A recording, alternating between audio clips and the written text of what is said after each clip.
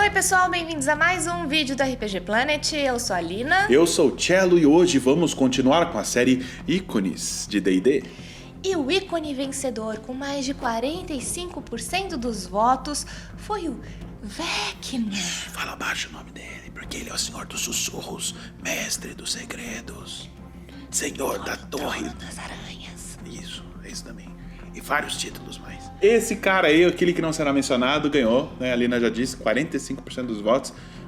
E ele é muito popular mesmo, né? Um dos vilões mais importantes de D&D.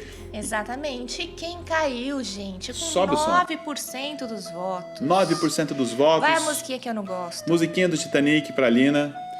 Foi o Volo, rebaixado, Volotham Ghidarme, com apenas 9%.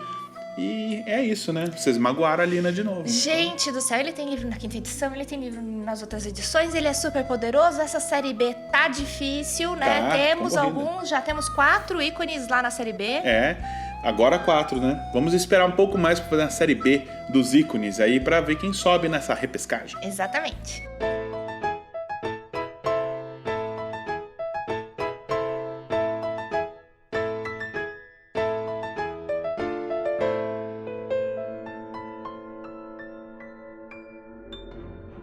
O nome Vecna é raramente falado, exceto através de sussurros e longe dos ouvidos de estranhos, pois as lendas dizem que a sombra desse antigo Lich ainda vaga pelo mundo. O que se sabe ao certo é que quando Vecna finalmente encontrou o seu destino, um de seus olhos e sua mão esquerda ficaram para trás. O Arch-Lich supostamente imbuiu essa mão e esse olho com poderes terríveis, permitindo que sua essência persistisse eternamente, enquanto o resto de seu corpo desaparecia em meio à poeira. Muito bem, Cello. Então hoje nós vamos falar de Vecna, né? Talvez o vilão mais poderoso e conhecido de Dungeons & Dragons. E o mais importante é que tem uma história legal pra gente contar.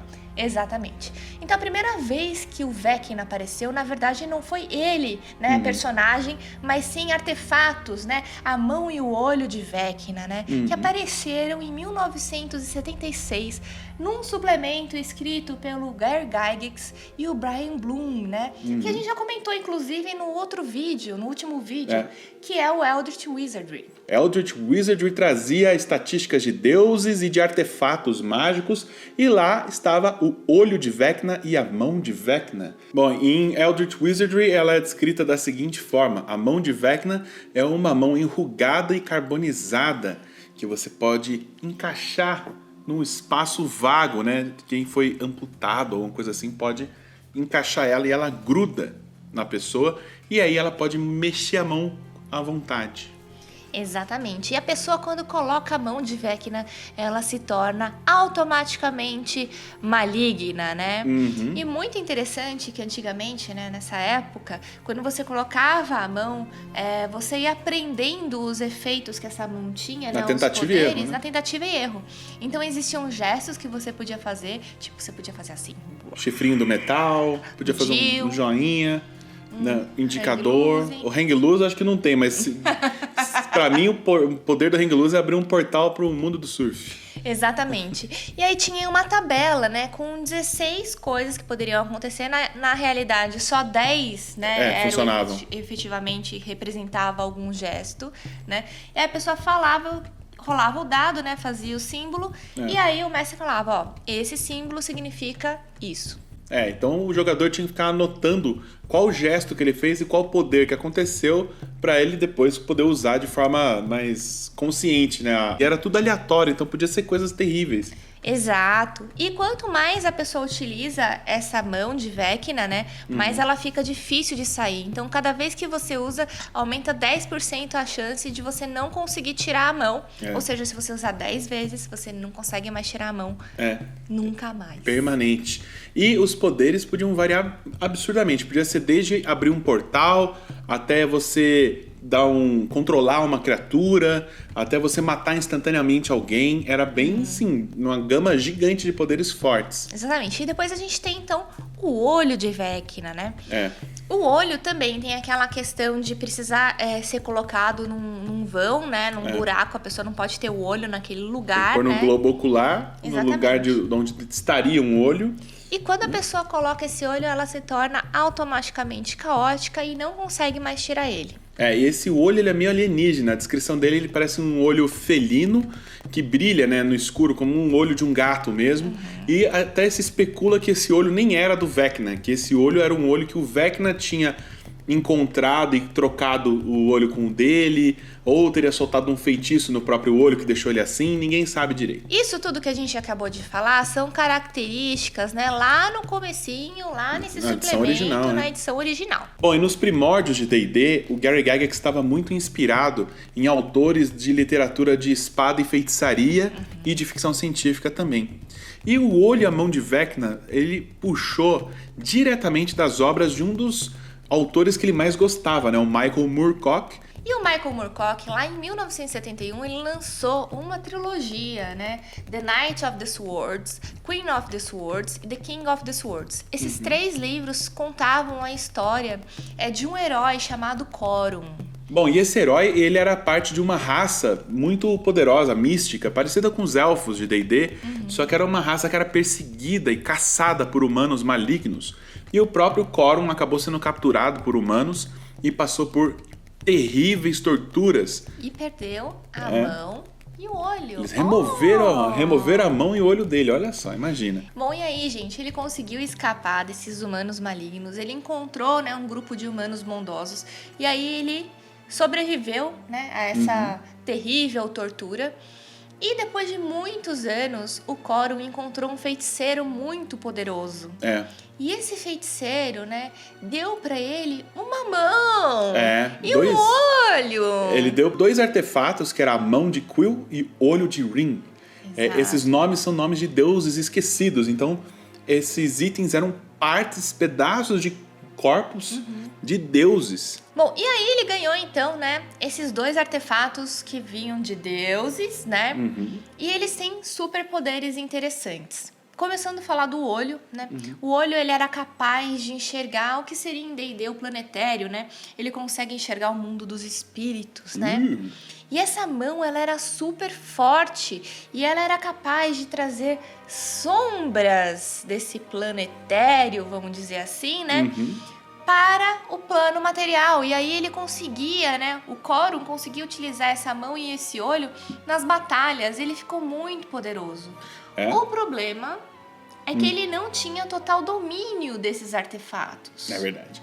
O olho e a mão pareciam ter vontade própria às vezes, e ele, apesar de ser uma pessoa bem intencionada, acabava cometendo atrocidades sem querer, por vontade do olho e da mão. Porque esses deuses, de onde vieram esses pedaços, eles não tinham muita noção de moralidade parecida com o que a gente aprende depois.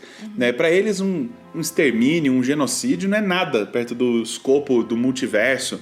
Então, o Corum ficava muito sentido, ficava atormentado, né?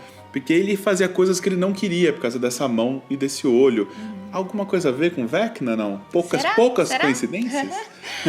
Bom, a gente já falou bastante com relação à história, né, do Corum e a relação que ele tem com os artefatos. A gente não quer entrar muito no detalhe, até porque não faz parte de D&D, mas foi provavelmente a grande inspiração do Gary Gygax e do Brian Bloom para escrever, né, a história dos artefatos. Tem uma outra relação com relação ao nome Vecna, né, que o Gary Gygax fez uma homenagem a um outro escritor que ele era muito fã, que é o Jack Vance. Vecna, se você for ver bem, é um anagrama para Vance. E o Jack Vance, né, na obra literária dele, ele criou mundos, criou uma mitologia toda que o Gary Gygax colocou em Dungeons & Dragons, né? A parte toda dos alinhamentos, caótico e neutro e ordeiro, ele pegou tudo isso das obras de Jack Vance e também, mais importante, o sistema de magias de D&D, que é usado até hoje, é conhecido como o sistema vanciano de magia, que vem de Jack Vance, que nas obras dele, resumindo rapidamente, um mago tinha que decorar um feitiço, memorizar, e depois que ele soltava esse feitiço, isso se apagava da mente dele, ele tinha que decorar de novo. né? Então isso acabou funcionando no sistema de D&D muito bem e é usado com algumas modificações importantes. Até hoje. Mas até hoje é um pouco parecido com isso, né? E antigamente era difícil, viu, gente? Pelo amor de Deus, tinha que ter paciência pra ser mago, viu? Eu que sofria, pelo amor de Deus. Bom, depois, no começo dos anos 80, veio a AD&D, a primeira edição, e não teve muitas novidades, né? Eles só deram uma recalchutada na descrição dos itens, mas não expandiram muito a história de Vecna, quase nada. E isso só foi acontecer no começo da segunda edição de AD&D, já em 89, né? Depois que o Gary Gygax já tinha sido removido da TSR. Tudo isso, esse caos, a gente contou um pouco no vídeo de Mordenkainen, né? Quando a gente falou um pouquinho dessa história editorial do Gary Gygax, aqueles problemas que ele teve e tudo mais. E aí, então, veio a AD&D segunda edição e os editores resolveram trazer um pouco mais da história de Vecna. Exatamente. Então, lá em 1989, no livro do mestre, né, eles começam a falar que o item, né, a mão e o olho de Vecna, eles meio que aparecem de acordo com a vontade de Vecna, né?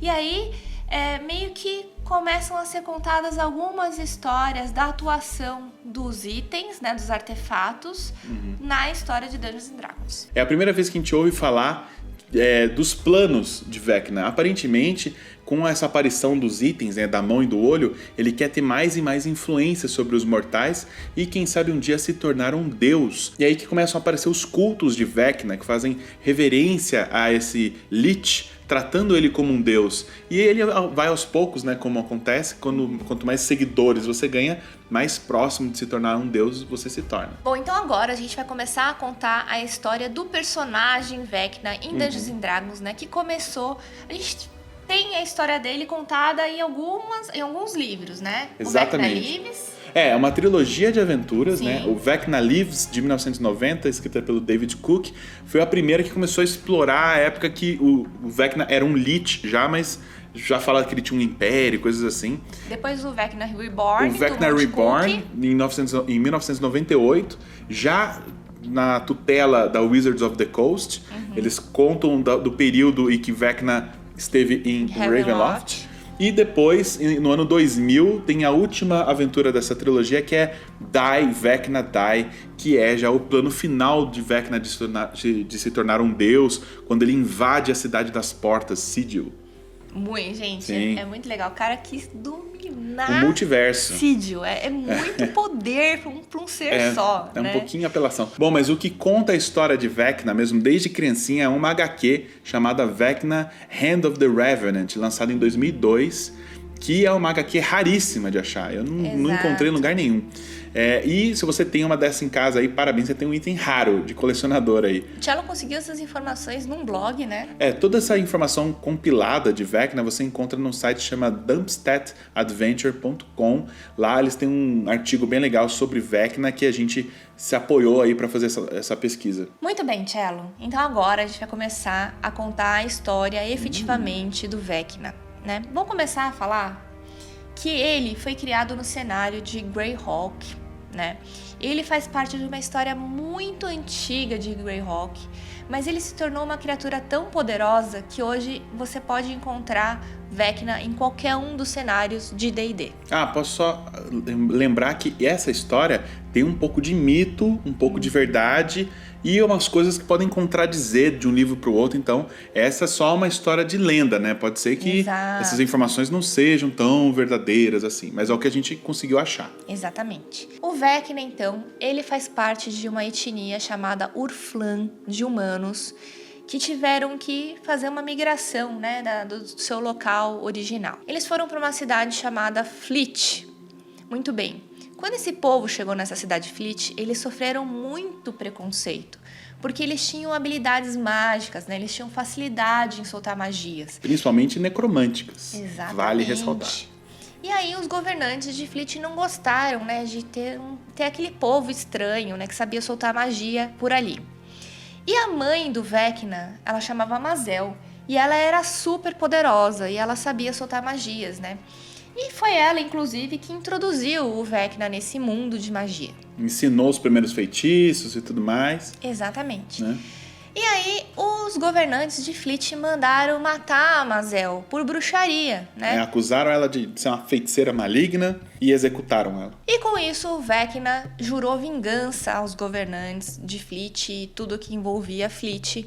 Ele foi embora de lá e ele começou a estudar magia, a se aprofundar, porque ele queria ficar muito poderoso para se vingar de tudo aquilo que tinha acontecido com a mãe dele. Aí que ele encontrou um professor sinistro. O Vecna encontrou uma criatura chamada Mock Slick, que na realidade a gente pode dizer que seria a personificação da magia. Também conhecida como a serpente. Exatamente. Imagina o poder de você conseguir ter contato com aquilo que representa a magia. Mais uma vez, essa parte da história dizem que pode ser verdade, mas pode ser só uma mentira que Vecna tá contando. Exato. Mas isso é contado por ele próprio. Exatamente. Né? Só que essa entidade, a serpente, é parte de um trio de entidades super poderosas chamados Irmãos Antigos. Muito bem, então aí o Vecna, gente, ele foi se tornando muito poderoso, um mago muito poderoso, até que ele viu que para ele aumentar o poder dele, ele precisaria se tornar um Lich, né? E assim ele fez, né? Ele conseguiu poder suficiente, fez um ritual, se transformou em Lich, continuou se desenvolvendo até ele se tornar um Arch-Lich. Enquanto ele estava ainda vivo, ele já estava começando a se cercar de pessoas, né? Ter um grupo ali de asseclas e tudo mais, que foi se expandindo até ele criar uma nação própria dele, um reino dele. De mortos-vivos. E aí ele, como se especializou em necromancia e tudo mais, ele criou um exército de mortos-vivos. E quando ele virou um Lich, aí que ele resolveu expandir de vez o reino dele para conquistar, né, o mundo inteiro. Ele começou a devastar outros reinados, invadiu outros feudos e foi destruindo um a um. A destruição foi tanta que dizem que ele foi o responsável pela criação de um deserto que tem até hoje no cenário de Greyhawk, que é o deserto brilhante. Dizem que não era um deserto ali, eram vários reinos, tal que ele destruiu de forma tão avassaladora que não cresce uma planta mais no chão no lugar. Que horror, gente. De tão sinistro que foi o poder dele. Bom, muito bem. Então agora a gente vai começar a falar do cerco a Fleet, né? Que foi aquela vingança que o Vecna jurou que ele ia fazer, né? Lá quando ele perdeu a mãe dele.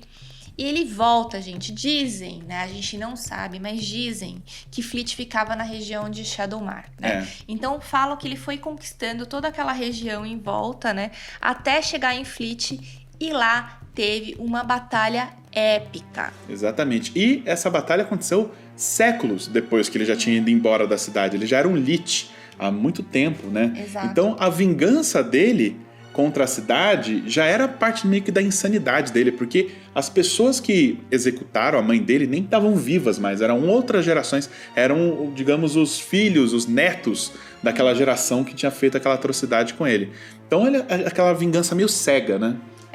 E assim, a gente contou um pouquinho dessa história também no vídeo sobre Liches. Então, se você não assistiu o vídeo de Liches, corre lá e dê uma assistidinha. Se você não sabe o que é um Lich, você talvez... vai saber um pouco mais sobre Liches. Mas o cerco a Fleet, eu acho que é a primeira vez que você vê o lado maligno e cruel do Vecna. É uma parte muito sinistra da história, né? Exato, porque ele torturou, né? Ele matou todos os familiares dos governantes, né? Aqueles que já nem eram mais efetivamente os que foram responsáveis pela morte da mãe, mas eram os descendentes, né? E matou todo mundo que estava vivo e deixou esses governantes de Fleet vivos para sofrerem todos os dias de suas vidas, né? Embaixo do olhar de Vecna, né? Sofrerem e ver todas as atrocidades que ele fez em Fleet por causa da morte da mãe dele. Foi mais ou menos assim. À beira de conquistar Fleet, os oficiais da cidade vieram diante de Vecna pedir por misericórdia.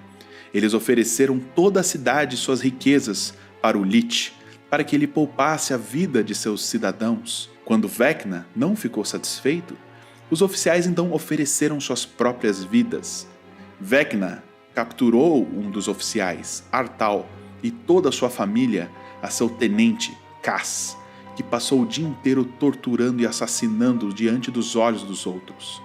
Ainda insatisfeito, Vecna massacrou toda a cidade e teve as cabeças dos familiares dos oficiais empilhadas diante das autoridades. Vecna então concedeu sua misericórdia e libertou os oficiais, prometendo a eles a proteção pelo resto de suas vidas. Bom, mas não foi tão fácil assim para o Vecna chegar e destruir Fleet. Né? Fleet era como ele deixou por último, né, a cidade, para ele ter aquele gostinho da vingança, muitos dos aliados que se defendiam de Vecna se reuniram ali, incluindo um grupo de clérigos. O deus Pholtus, que é o deus da luz, eles se uniram ali em Fleet para ter uma barreira divina para evitar que o exército de mortos-vivos do Vecna marchasse pela cidade.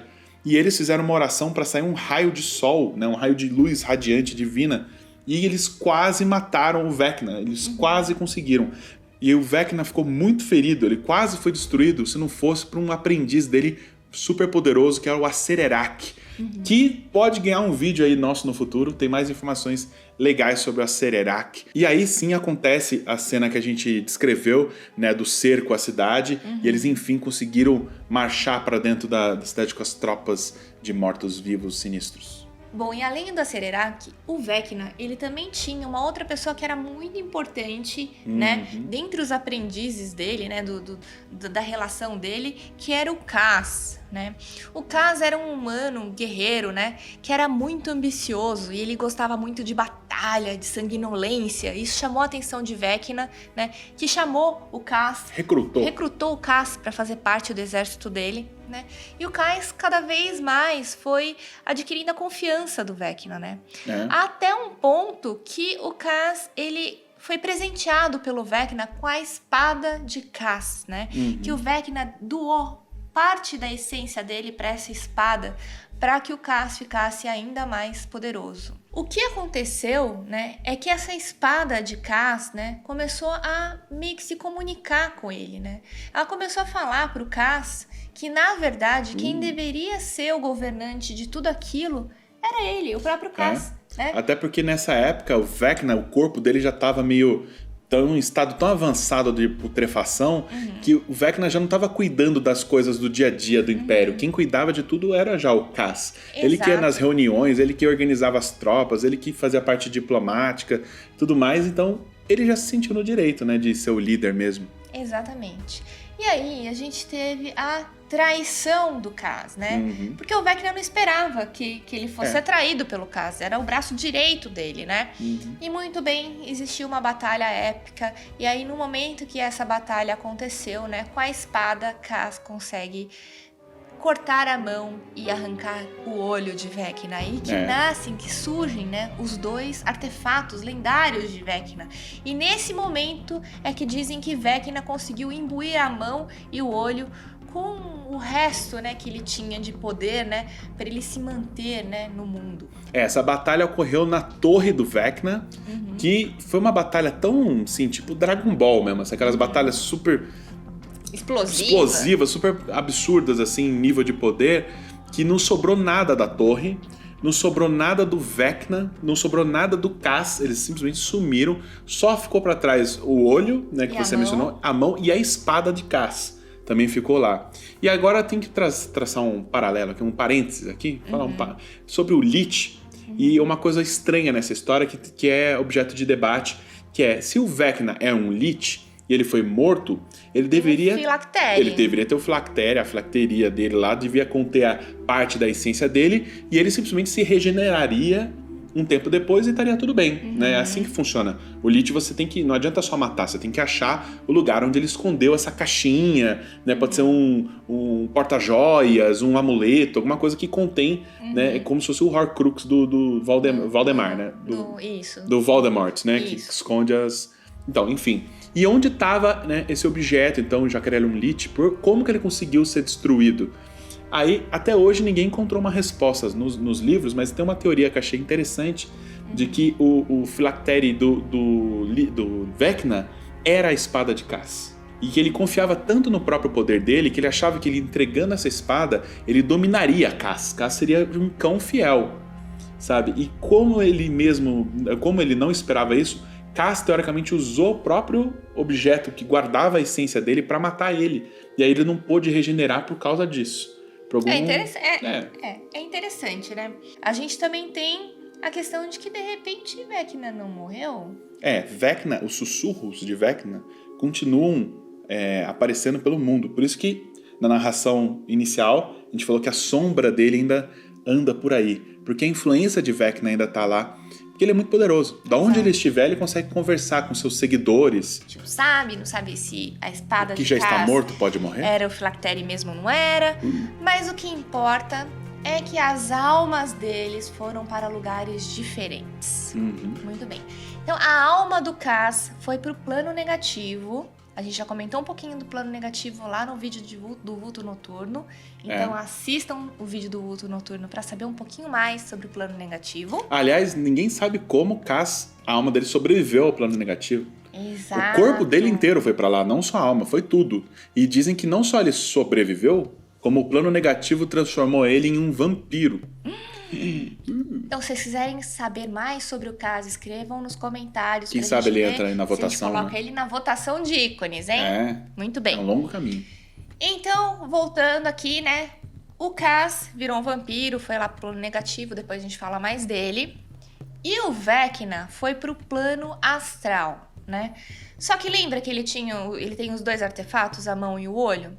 Foi o seguinte, esses itens, eles serviam como a única conexão dele do plano astral para o plano material, a ponto de que se formou uma espécie de culto em volta dele, por causa da influência dos artefatos. Então ele ganhou poder e, com o passar dos séculos, ele se tornou um semideus, de tanto poder que ele acumulou, de tanta influência que esses artefatos tiveram nas pessoas em Oerth. Bom, e com esse poder, ele não podia voltar fisicamente, mas ele conseguiu possuir uma pessoa, né, um corpo que estava lá em Oerth. A gente contou detalhes disso no nosso vídeo sobre Mordenkainen. Mas o que tem a ver com Mordenkainen nessa história?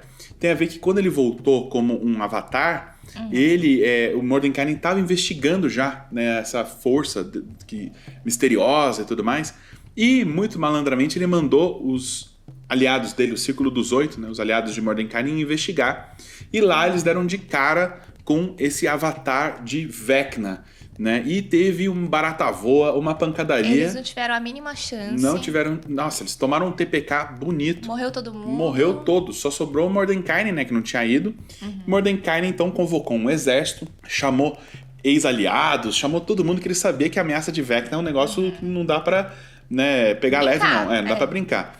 Então, isso são os acontecimentos do Vecna Lives, né? Onde você joga com aventureiros que devem ir, junto com essas tropas e tudo mais, enfrentar esse avatar de Vecna. Exatamente. Né? Mas existe aí um porém, né? Que dizem que talvez o Mordenkainen tenha pedido ajuda do Ius, que era aquele deus maligno, que queria dominar tudo, né?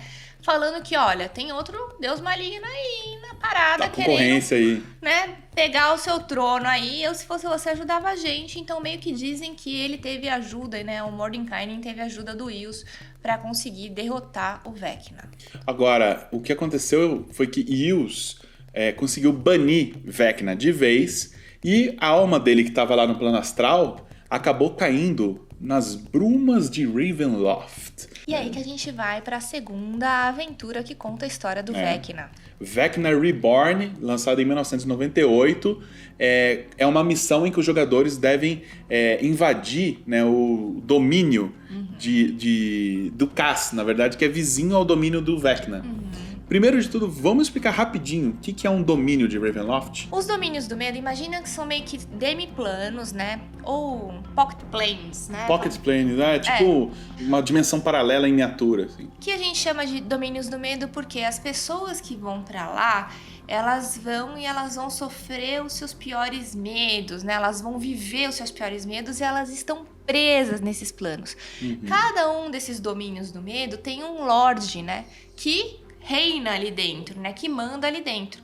E, por algum acaso, o Vecna ganhou um desses demiplanos. Bom, e como é que funciona isso tudo? É tudo arquitetado através da visão ou da inteligência alienígena de uma entidade conhecida só como Dark Powers, né? Os poderes sombrios, que controlam as neblinas, né? As névoas de Ravenloft. Eles podem criar um reino inteiro ou sumir com um reino inteiro.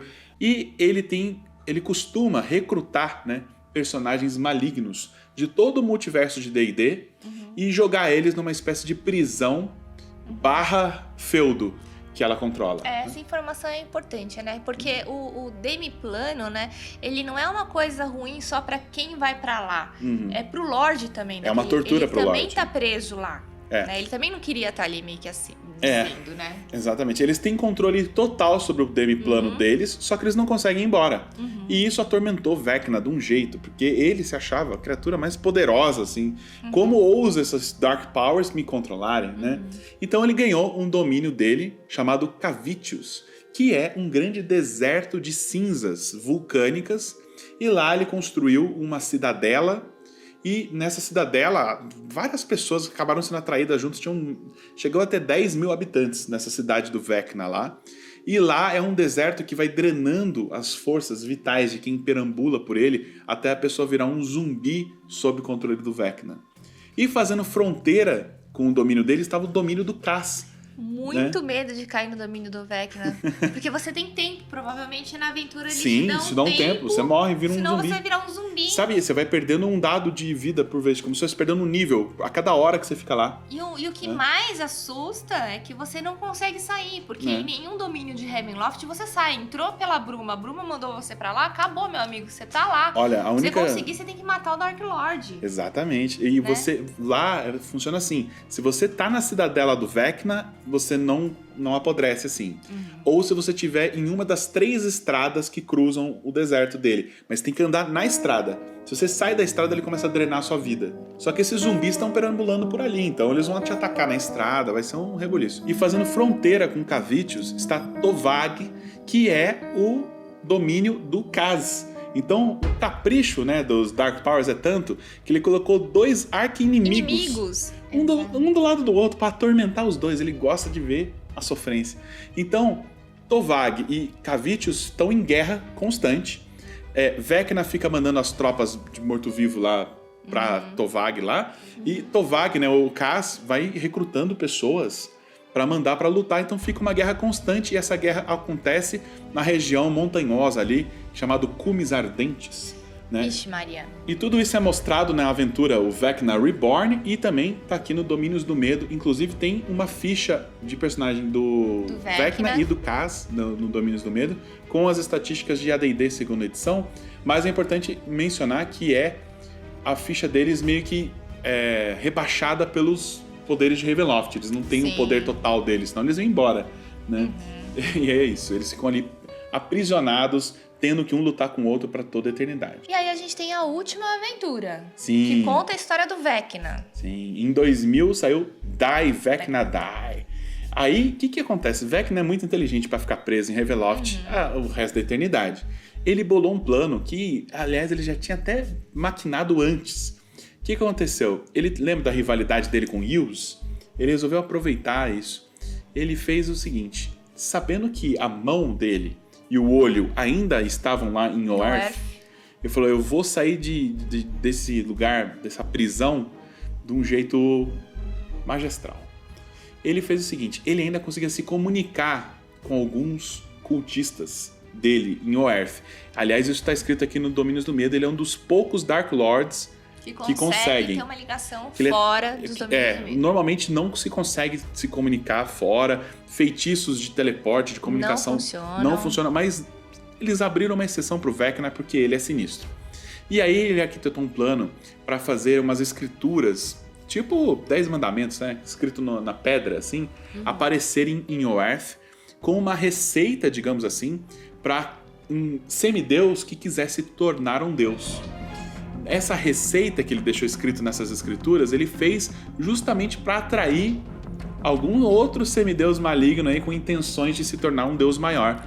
Justamente Yus. Espertinho. Safadinho. Já entendi. Aí a Alina já pescou o que o Vecna fez. E aí, o que Yus pensou? Yus pensou, ele encontrou, né, as escrituras antigas em pedra. É a minha hora. Falou, eu sei onde tem pedaços de um semideus que eu posso usar para fazer esse ritual. Quais pedaços de semideus são esses? Até bati aqui. A mão e o olho de Vecna. Então Yuz encontrou a mão e o olho de Vecna e fez o ritual como estava descrito nas tablaturas deixadas por Vecna em segredo, né? Ai, é muito bem arquitetado.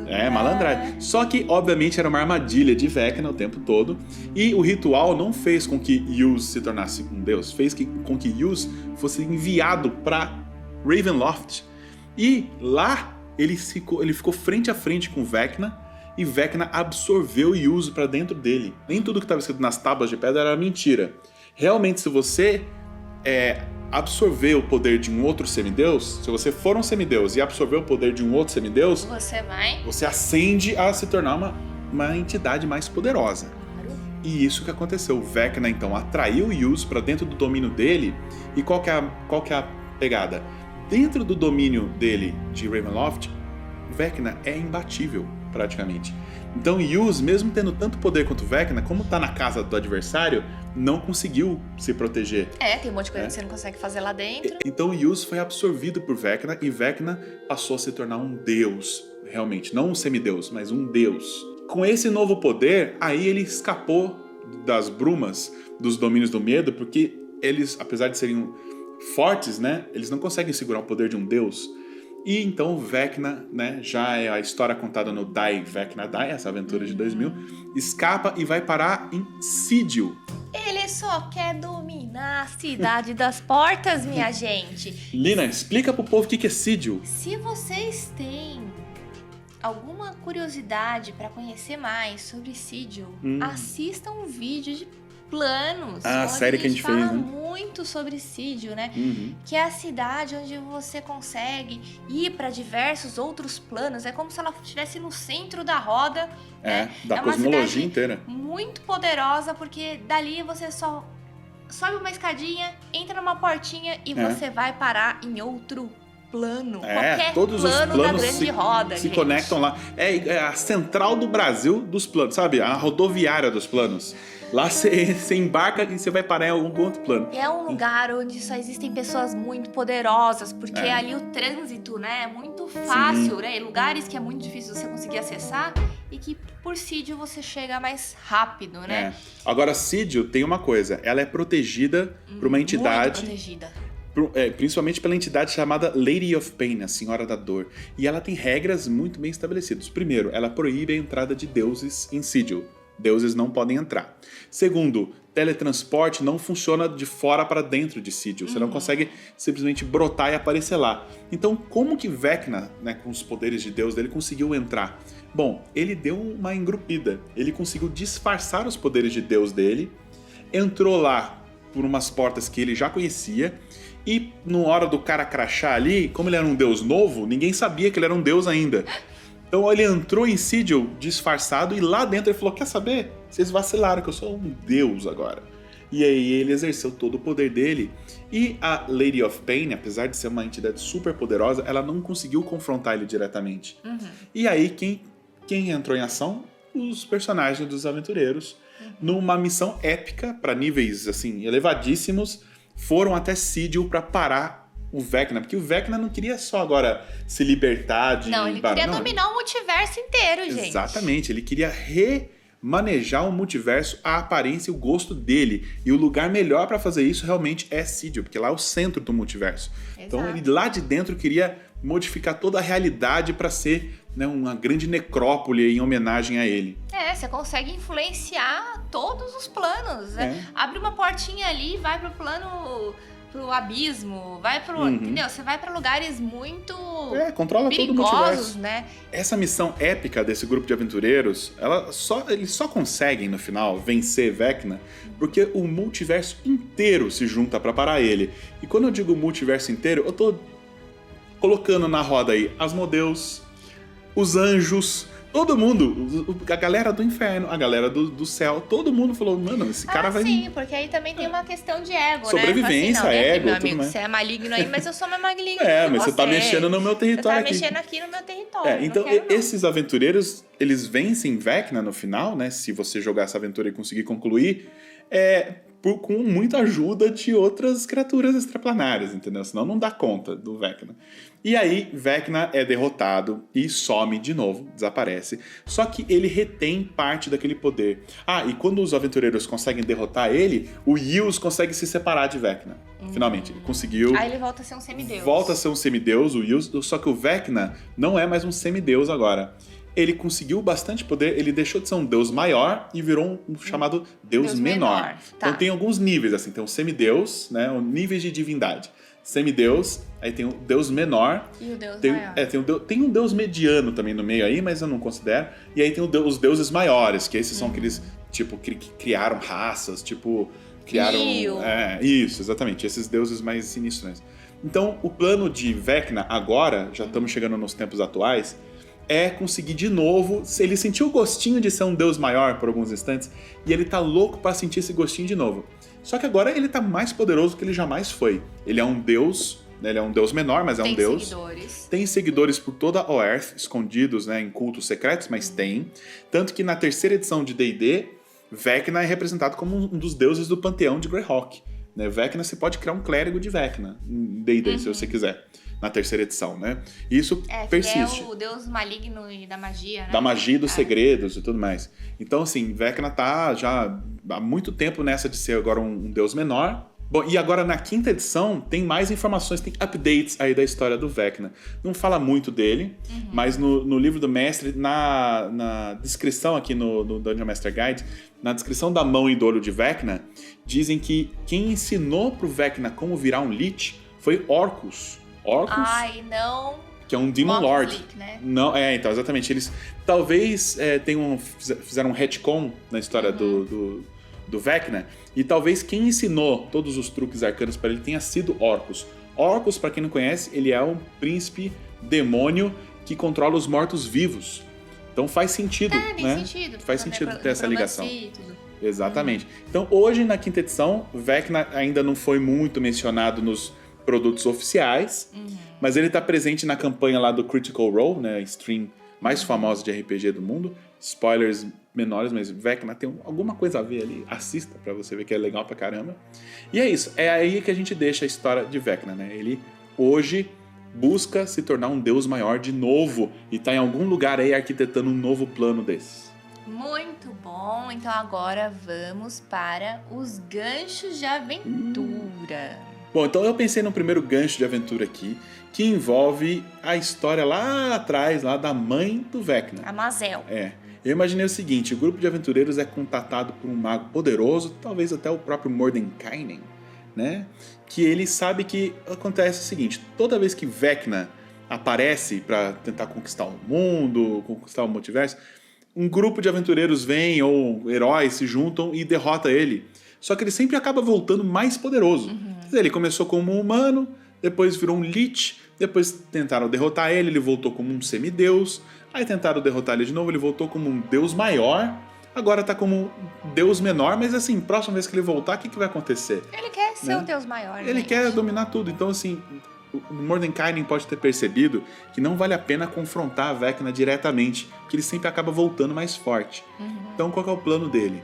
Fazer, junto com o grupo de aventureiros, uma varredura pelo cosmos, é uma aventura meio nível alto, assim, pra procurar a alma da mãe dele, do Vecna. Nível épico isso daí. Qual que é o nome da mãe dele mesmo? Mazel. Mazel. Vamos procurar a alma da Mazel.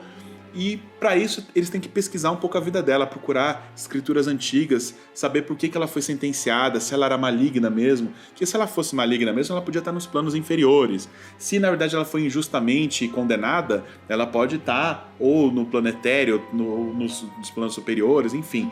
Descobrir onde ela possa, né, essa alma pode estar. Então meio que uma caça ao tesouro da alma da Mazel. Uma caça-almas, né, em vários planos procurando pra achar. E se encontrar essa alma, isso pode ser um fragmento da alma dela, alguma coisa assim, conseguir levar até um grande sacerdote que consiga trazer ela de volta, ressuscitar alguma coisa e colocá-la diante do Vecna. Porque a grande coisa que motiva Vecna é o ódio dele a tudo que é vivo por causa da vingança. Essa é a motivação inicial dele. Motivação inicial, né? O pontapé inicial dele foi essa vingança. E talvez mude tudo mesmo. E talvez se ele estiver diante da mãe dele, a mãe dele falar: meu filho, não é assim, alguma coisa do tipo, de duas uma. Ele pode matar a própria mãe ali mesmo, e agora já tarde demais, ou pode desfazer ele e todo o poder que ele tem. Ela, sabendo que ele poderia ser super poderoso, pode ter ensinado um feitiço pra ele, que na verdade ia desfazer tudo que ela ensinou. De repente, isso pode ser um plano B dos aventureiros. Então é essa caça à alma perdida aí. Eu também pensei numa história, só que usando os artefatos do Vecna, né? A mão e o olho A de mão Vecna. e o olho de Vecna. Maravilha. Então, como a gente sabe que de tempos em tempos a mão ela volta, né? E meio que, de certa forma, por influência do Vecna, né? Ela tem determinados objetivos, né? Pra aumentar o poder dele. É uma Então, isca dele, normalmente, né? Pra um plano. Exatamente. O que eu pensei? A mesma coisa usando o Mordenkainen, né? Que já Mordenkainen teve de já novo. relação com ele. Exatamente o mesmo pensamento do tipo, ele tá muito poderoso, a gente tem que diminuir o poder dele. E aproveitar que nesse momento que o Mordenkainen viu a oportunidade dos itens, né? Dos artefatos estarem de volta em ação, a mão e o olho, ele dá a missão pro grupo do grupo ir atrás desses artefatos, conseguir resgatar esses artefatos e levar pro Mordenkainen para ele poder tentar tirar, né, todo o extrato, a essência do desses itens do Vecna, entendeu? Meio que Destruir. destruir esses artefatos. Mas ele sabe que a mão e o olho estão de volta, mas não sabe onde eles estão. Ele sabe que tá de volta porque já tem ação Já tem coisas acontecendo. De repente exato. um novo tirano apareceu em algum lugar. cheio Apareceu, de ele poder. sabe que isso... as características do que tá acontecendo tem a ver com as características dos artefatos da mão e do olho, e meio que ele já sabe, ó, tá lá. Ele já consegue até dar a direção pro grupo de onde ir, entendeu? Isso aí que eu achei que pode ser legal. A influência da mão pode estar acontecendo. Alguém encontrou a mão e outra pessoa encontrou o olho. Então tem tipo dois reinos se formando em volta dessas pessoas.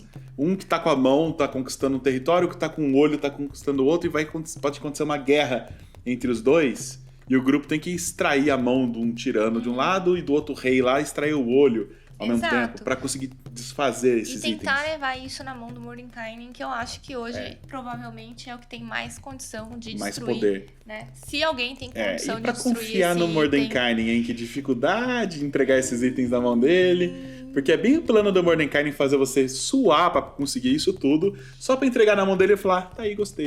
Levou e foi embora. Imagina o Mordenkainen colocar... Mano do céu. Aí é plot twist, Tchela. Aí você tá colocando plot twist na história. Nossa, você, de repente- Vecna-Kainen vai surgir dessa. A criatura...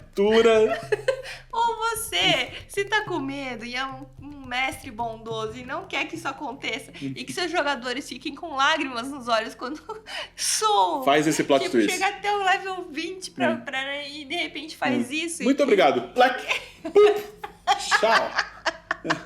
E torna, né, um Vecna-Kainen. Vecna-Kainen, Você cara. pode criar aí um mago super poderoso na sua aventura que pede, né, e que de repente sabe, ouve a voz dos anjos, né, sei lá, ou de um deus bondoso. Você quer dar uma dica? Bahamut, sei lá, qualquer um. E tira isso daí da mão do Pelor, me Mordenkainen. ajuda. Exato. Bom, é isso Bom, aí. gente, esse foi o nosso vídeo sobre Vecna. A gente espera que vocês tenham gostado. Esperamos que vocês tenham ficado até o finalzinho com a gente, né? E vamos para a votação do próximo... Ícone. Vamos escolher os próximos 2 ícones para entrarem na votação. Isso aí. Bom, e eu escolhi o Xanatar. Xanatar. Quem tem medo de Beholder vai ter um pouquinho mais de medo do Xanatar agora. O Xanatar é um beholder famoso. E eu vou escolher um caçador de monstros muito famoso chamado Van Richten, que está presente principalmente nos livros de Ravenloft. Né? Bom, a gente espera que vocês tenham gostado do vídeo. Vão lá para a aba comunidade do YouTube e votar no seu próximo ícone. É isso aí, gente. Tchau, tchau. Tchau. E com 45% dos votos, o ícone vencedor foi o Vecna. Aquele que não pode ser mencionado. O Senhor dos Segredos. Ele que é o Lorde da Torre. Esqueci o nome. Senhor Aranha. Ah, o da Senhora Aranha. É o Peter Parker, né? Senhor Aranha, volte aqui. O nome Vecna é raramente falado, exceto quando passa uma moto e atrapalha toda a narração. a alma do Cass foi para o plano negativo. Plano negativo. Ah, mano, plano negativo, mano. Você tá Plano tirando, negativo, mano. meu. Foi pro plano negativo, Lá do com a Vulto pizza. Noturno, meu. Mano. Se você ainda não assistiu o vídeo do Vulto Noturno, vai lá, meu, pra você saber o que é o plano negativo. Meu, tem formiga na pizza, mano.